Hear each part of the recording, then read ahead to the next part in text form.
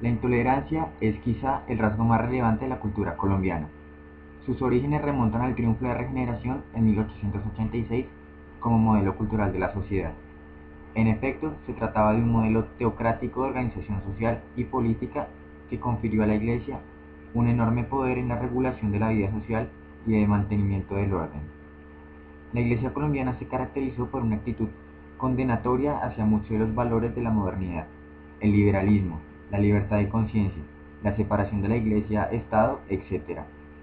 Ese modelo, poco propenso al reconocimiento del conflicto como parte de las relaciones políticas y sociales, homogeneizante y poco abierto a la aceptación de las diferencias culturales, étnicas, religiosas, ideológicas, fue producido por el Frente Nacional.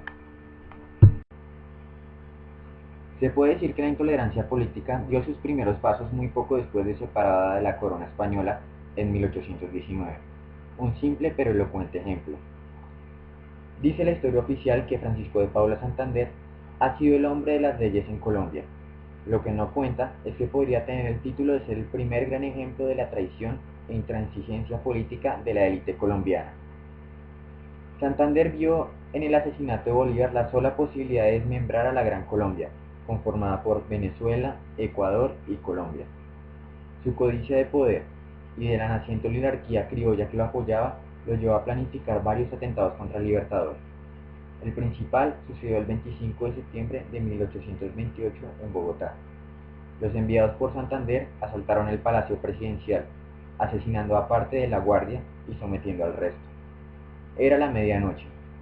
Cayéndose seguros, empezaron a proferir insultos mientras se dirigían al dormitorio de Bolívar. Aquella señora, a la que se refería uno de los complotados contra Bolívar, se llamaba Manuela Sáenz. Regularmente, las historias oficiales cuando la nombran, la tienen simplemente como la amante de Bolívar. Al leer manuales educativos, queda la sensación de que era una devoradora de uno de los conspiradores, narraría: me salió al encuentro una hermosa señora, con una espada en la mano y con admirable presencia de ánimo, y muy cortésmente nos preguntó qué queríamos. Esta señora, que dormía con el ya enfermo Libertador, lo había despertado y ayudado a vestir para que se escapara por la ventana. Luego enfrentó a los asesinos vestida apenas con un camisón de dormir. Lograron arrebatarle la espada, la derribaron por el piso y uno de ellos le golpeó la cabeza con la bota. Al día siguiente, cuando se supo del atentado, el pueblo salió a las calles dando vivas a Bolívar y pidiendo de la muerte de Santander, entre otros. El deseo libertador fue que se perdonara a los inculpados, pero un tribunal los sentenció. Unos fueron fusilados, otros encarcelados. Santander fue condenado a muerte, pero Bolívar conmutó la pena por el destierro. Mi generosidad lo defiende, diría. Empezaba el año 1830, cuando el representante francés en Bogotá visitó al Libertador. Al ver la cara de sorpresa del diplomático, Bolívar le expresó que su enfermedad y excesiva delgadez, con las piernas nadando en un ancho pantalón de franela, eran debidas al sufrimiento que le producían sus conciudadanos que no pudieron matarme a puñaladas y tratan ahora de asesinarme moralmente con sus ingratitudes y calumnias. Cuando yo dejé de existir, esos demagogos se devoraron entre sí, como lo hacen los lobos, y el edificio que construí con esfuerzos sobrehumanos se desmoronará. Tenía apenas 47 años, aunque aparentaba 60. Aunque bajo de estatura, había sido indomable durante más de un cuarto de siglo luchando hombres. Manuelita, nacida en Quito, empezó a confrontar a la sociedad.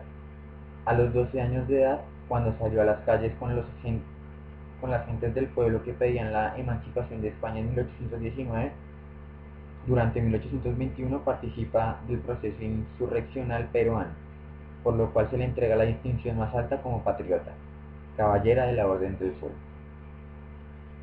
Al año siguiente vuelve a Ecuador, estando presente en el momento en que Bolívar entraba triunfante de la batalla de Pichincha. Era junio y Manuelita tenía 25 años. Se conocen en una gala, y Manuelita propicia un nuevo escándalo social: decide irse con el Libertador sin importarle su esposo. En octubre de 1823, a petición de los oficiales superiores, fue incorporada al Estado Mayor de Bolívar. Otro escándalo: una mujer portando un uniforme militar y con grado de coronela.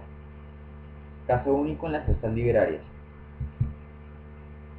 En la batalla de Ayacucho, en 1824, donde se puso a España las fuerzas de la expulsión definitiva de Sudamérica, Manuela combatió de igual a igual con los bravos lanceros. Desde entonces empezó a ser llamada por la tropa como la Libertadora. Ya en Colombia debió enfrentar al núcleo duro de los conspiradores contra Bolívar, que la llamaban despectivamente la Manuela. El atentado libertador del 25 de septiembre era el tercero del que lo salvaba.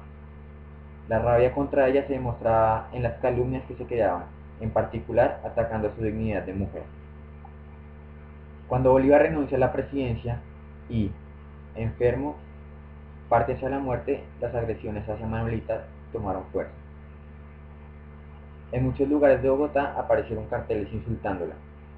Ella pasó al contraataque, distribuyó un folleto donde ponía de manifiesto la ineficacia de los gobernantes y revelaba sus secretos. Esto fue tildado de actos provocativos y sediciosos, siendo enviada a un calabozo por varios días, tratamiento nunca visto hacia una mujer, mucho menos siendo quien era. Al morir, Santander regresó al país lleno de honores y se le restituyeron todos sus cargos, y hasta fue nombrado presidente. El 1 de enero de 1834 firmó el decreto que se desterraba a Manuelita. Ella partió a Jamaica. De ahí se dirigió a Ecuador, pero el gobierno del país que la vio nacer no le permitió el ingreso. La Libertadora de los Andes no tuvo alternativa que refugiarse en un poblado de la costa peruana, donde sobrevivió vendiendo tabacos y murió. Testimonio de intolerancia política. Eran cerca de las 12 p.m. del viernes 16. En un salón del Hotel Dan Carton de Medellín, el ex senador y actual concejal de esa ciudad, Bernardo Alejandro Guerra, entre otras personas con su padre, el ex senador Bernardo Guerra Serna, y el hoy gobernador de Santander, Horacio Serpa. De pronto se levantó de la mesa y se dirigió al baño. Pero poco antes de llegar a la puerta, un hombre se le acercó y le preguntó a quemarropa: ¿Tú sabes quién soy yo? Guerra lo reconoció de inmediato y le respondió: claro que sé quién eres, pues tengo múltiples ejemplos tuyos sobre lo que un funcionario público no debe hacer. Segundos después, fue víctima de la más grande agresión física que ha sufrido desde que es figura pública, golpiza que le significó una incapacidad de 20 días. El agresor, Juan José Rivera Posada, notario quinto de Medellín. Rivera propinó los primeros golpes al concejal antioqueño y luego asusó a Juan Hernando Muñoz, presidente de la Unión de Notarios de Antioquia. Jorge Humberto Uribe Escobar, quien se desempeña como notario 26 de Bogotá, y Ángela María Uribe Escobar, notaria segunda de Envigado, hermanos del ex senador Mario Uribe Escobar, preso dentro del proceso de parapolítica. En conversación con Cambio, Guerra reconoció por sus denuncias contra la corrupción en el Senado y en el Consejo de Medellín. Contó que Rivera le reclamó por una serie de denuncias que hizo en el 2006 en su columna de El Colombiano, sobre supuestas irregularidades cometidas por el hoy notario, cuando se desempeñaba en un alto cargo de las empresas públicas de Medellín.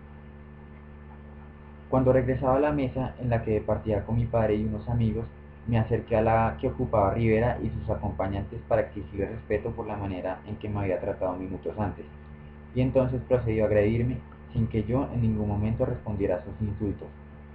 Lo único que le dije a Rivera fue: ya que empezó a golpearme, termine. A la agresión se habían sumado los tres amigos notarios de Rivera. La versión de Rivera difiere de la de Guerra. Sostiene que fue el concejal de Medellín, que se encontraba bajo los efectos del alcohol, quien lo agredió y le escupió la cara. No obstante, según la denuncia que Guerra interpuso ante la Fiscalía contra Rivera y sus acompañantes, él no atacó a los notarios y no estaba en estado de embriaguez. Los exámenes a los que me sometí en la madrugada del sábado luego de la golpiza demuestran que no estaba bajo los efectos del alcohol y que tenía plenas facultades mentales, le dijo Guerra a Cambio, y se ratificó en las denuncias penales contra Rivera y compañía. En Valledupar, el concejal Guerra no es la única víctima de la intolerancia política que parece haberse apoderado del país. En Valledupar, un hermano y cuñado del gobernador Cristian Moreno Paneso fueron agredidos por un grupo de personas, entre las que estaban Edgardo José Maya Araujo, hijo del procurador general Edgardo Maya, unos parientes cercanos y varios escoltas del joven asignados por el Ministerio Público para su protección. La riña entre los representantes de las dos familias políticas más influyentes del Cesar en la actualidad han conmocionado a la capital del departamento y ha terminado por afectar la imagen tanto del gobernador Moreno como la del procurador Maya, cuyos nombres están en boca de sus paisanos por cuenta de la intolerancia de sus familiares. La Gresca se presentó en la madrugada del pasado sábado en concurrido restaurante de la ciudad. Según narró a la W Cristian José Moreno, desde la mesa donde estaban Maya Araujo y sus acompañantes le lanzaron insultos a él y a sus amigos cuando salían del lugar. Dijeron que mi hermano era un negro HP y que no había hecho nada como gobernador, relató Moreno, y agregó que ante los insultos se dirigieron a la mesa de Maya para hacer, para hacer el reclamo, y fue entonces cuando comenzó la gresca en la que intervinieron las escoltas del hijo del procurador y le propinaron una dura golpiza a Fernando Ariza Daza, cuñado del gobernador, a quien le dieron 20 días de incapacidad. Cabe mencionar que estos casos son solo una pequeña fracción de la cantidad de casos de intolerancia política que existen en Colombia, pues hay muchos casos más, siendo los más emblemáticos el de Carlos Pizarro, líder del M-19, que fue asesinado por los paramilitares 49 días después de firmar la paz con el gobierno, o el de Bernardo Jaramillo, quien hace parte de la Unión Patriótica y fue asesinado por el exterminio que se hizo de este movimiento político, o el de Jorge Eliezer Gaitán, sobre el que existen varias teorías. Es preocupante la intolerancia política hoy presente en algunos países latinoamericanos. Creemos que esta intolerancia política obedece un miedo al debate y a lo distinto que es generado por la misma incompetencia de los gobernantes. Esto demuestra que los políticos nuestros no tienen ningún tipo de capacidad para demostrar que sus ideales son los que se deben aplicar, probablemente porque no lo son o simplemente porque no están capacitados para defenderlas, lo que sería aún más preocupante.